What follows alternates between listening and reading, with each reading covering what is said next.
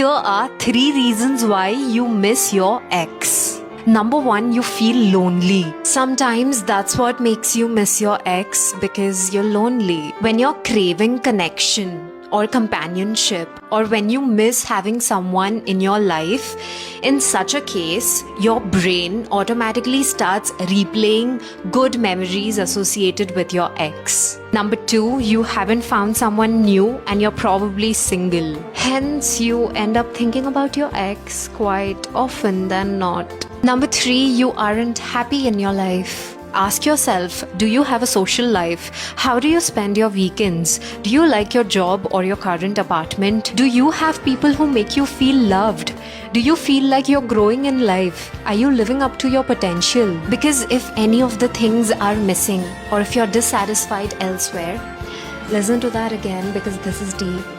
If any of the things are missing, or if you're dissatisfied elsewhere, then it could be the reason why you still miss your ex.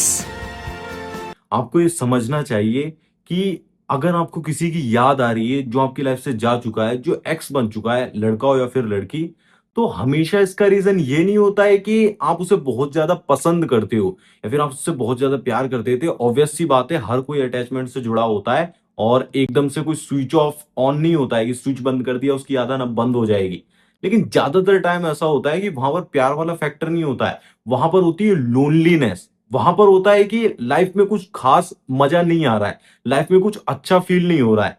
तो आप जिसे कहते हैं past की memories को याद करते हो और दिमाग उन्हीं मेमोरीज को सोचकर ऐसा फील करता है कि वो कितना अच्छा टाइम था, जबकि रियलिटी में उस टाइम पर भी अगर आपको अच्छा फील नहीं होता था तो आप दुखी होते थे, सब कुछ वैसा ही था। लेकिन अब वो हट चुका है ना, तो उसी में मजा आता है, उसी में आपको सुख दिखाई देता है। तो यहाँ पर मेन पॉइंट हाईलाइट करा जा रहा है कि एक्स को मिस करने का मतलब हमेशा ये नहीं है कि कई बार लड़के ऐसा सोच लेते हैं, लड़कियां ऐसा सोच लेती है कि वो भी मुझे याद कर रहा होगा, इस वजह से मुझे उसकी याद आ रही है। बट इन रियलिटी वो अपनी लाइफ को एंजॉय कर रहे होते हैं, वो अपनी लाइफ में मूव ऑन कर गए होते हैं।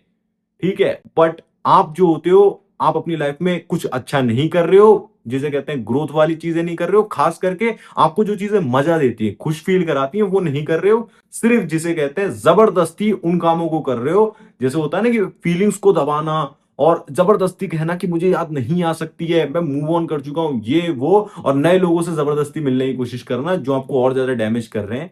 आपको भाव नहीं दे रहे हैं उतना, तब भी आप पीछे लग रहे हो कि मेरे को तो जल्दी जल्दी मूव ऑन करना है। नहीं, ये सारी चीजें आपको और ज्यादा एक्स की याद दिलाती हैं। मैं आपको बताता हूं 3 तरीकों से अगर आपको याद आती है तो आपको क्या करना चाहिए, आप मूव ऑन कर सकते हो। पहला तरीका होता है कि कभी भी याद को रोकने की कोशिश मत करो, 5-10 मिनट बैठ लो, किसी के बारे में बुरा फील मत करो।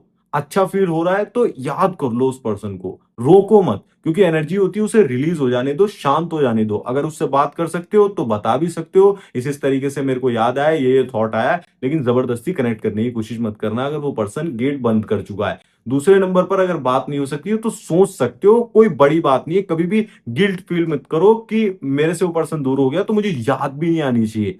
ठीक है, तीसरे नंबर पर इमोशनल अटैचमेंट को थोड़ा सा कम करने के लिए अपनी लाइफ में कुछ चीजें ऐसी जरूर से ही लेकर आनी चाहिए। जरूर से सॉन्ग हो सकता है, कोई आर्ट हो सकती है, आप किसी चीज से जुड़ सकते हो। बहुत सारे सोशल वेलफेयर के लिए प्रोग्राम्स वगैरह होते हैं, या फिर ऑडिटोरियम वगैरह आप जा सकते हो। बहुत सारी चीजें, आर्ट गैलरी जा सकते हो, बहुत सारी चीजें होती हैं जो आपको अंदर से सुकून देती हैं। भाई मैं आपको रियलिटी बताता हूँ, रियलिटी में मूव ऑन जैसा कुछ होता ही नहीं है। रियलिटी क्या होती है, जब तक आपकी लाइफ में अगर वो चीज यहां पर पोटेंशियल पे थी ना, इतना मजा देती थी, इतने मजे वाली चीज नहीं आएगी ना, तब तक आप उसी चीज में स्टक रहते हो। तो आपको मूव ऑन के लिए अपनी लाइफ में एक बड़ी खुशी, बड़ा टारगेट, बड़ी अचीवमेंट्स को लेकर आना पड़ेगा, तब ऑटोमेटिकली वो चीज आपके लिए बहुत ज्यादा नॉर्मल हो जाएगी और आपको फर्क पड़ना बंद हो जाएगा। तो खास करके ध्यान रखो, मूव ऑन का मतलब सिर्फ फीलिंग से ऊपर उठ जाना नहीं होता है। मूव ऑन का रियल मीनिंग होता है कि याद आ रही है और चीजें आ रही हैं, थॉट्स आएगा, नाम उसका सुनाई दे जाएगा, कहीं पे कोई सॉन्ग बज जाएगा जिससे आपका दिल धड़कने लगेगा, कुछ याद आ जाएगा, मेमोरीज। लेकिन उसके बाद भी आप अपनी लाइफ को जी सकते हो, नई चीजों को अचीव कर सकते हो और खुश रह सकते हो। तो इसे कहते हैं रियल मूव ऑन कर जाना, क्योंकि किसी की याद इतना आसानी से जाती नहीं है कि एकदम पूरी तरीके से आप खत्म कर दोगे। नहीं, उस पे रिएक्ट करना जैसे जैसे आप बंद कर देते हो, उसी को हम कहते हैं मूव ऑन करना, और साथ के साथ अपनी लाइफ में भी पोटेंशियल इंक्रीज कर लेते हो, मतलब ग्रो कर जाते हो और बेहतर चीजें। खास करके मैं हर वीडियो में ये बोल रहा हूं कि अपनी आर्टिस्टिक कोर को सेटिस्फाई करना बहुत जरूरी है। बहुत सारे पैसे कमा लिए आपने और बहुत ज्यादा अच्छी लाइफ, लग्जूरियस लाइफ जी रहे हो, बहुत मजे कर रहे हो, लेकिन अगर अंदर खालीपन महसूस हो रहा है, आपकी आर्टिस्टिक कोर जो चाहती है, जैसे कि आर्ट से रिलेटेड हो सकता है, डांस से रिलेटेड हो सकता है, गाना हो सकता है, कुछ भी जो आपका बचपन का सपना था या फिर आपको करना बहुत पसंद है, अगर नहीं पता तो उसको फाइंड भी करा जाता है, सारी चीजें होती हैं, तो उसको सेटिस्फाई करना आपके लिए बहुत ही इंपॉर्टेंट हो जाता है। वरना वो खालीपन जो है ना, वो ना कोई लड़की फुलफिल कर पाएगी, ना कोई पैसा, ना इंजॉयमेंट, सक्सेस भी फुलफिल नहीं कर पाएगी अगर अंदर खालीपन है। ठीक है, रियल सक्सेस वही होती है कि जब आप चोज के बीच में भी शांत रह सको, खाली होते हुए भी आपको इंजॉयमेंट फील हो, रिलैक्स्ड फील हो। ऐसा नहीं खाली होते ही दिमाग बिल्कुल ओवर थिंक करने लगता है, आप डिस्ट्रैक्टेड हो जाते हो, तो समझ लो कि वहां पर कुछ भी आपका अचीवमेंट नहीं है, कोई फायदा नहीं है।